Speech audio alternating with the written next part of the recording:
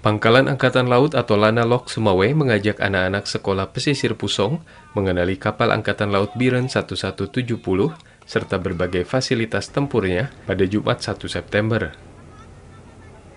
Kegiatan ini dilakukan untuk meningkatkan minat belajar atau bersekolah pada anak-anak pesisir, karena selama ini mereka lebih memilih melaut atau membantu para nelayan.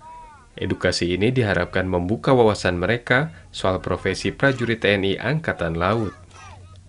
Komandan Lanalok Sumawe Letkol Laut Pelaut Andi Susanto menyampaikan, pihaknya membuka kesempatan bagi masyarakat umum untuk belajar soal wawasan bahari.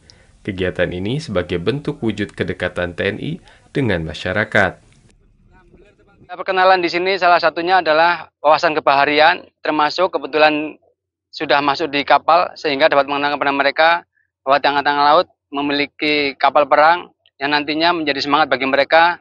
Bila semangat belajar juga dapat menjadi salah satu pengawal dari kapal perang TNI Angkatan Laut.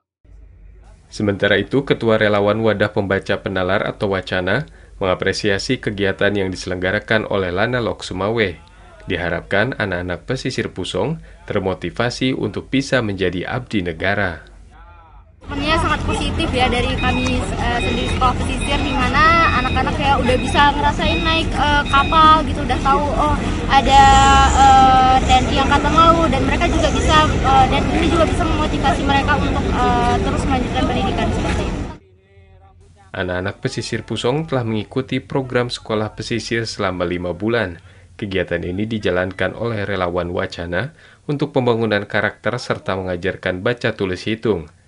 Pembiayaan sekolah pesisir selama ini mengandalkan bantuan donatur yang menyediakan tempat belajar hingga alat tulis bagi anak-anak.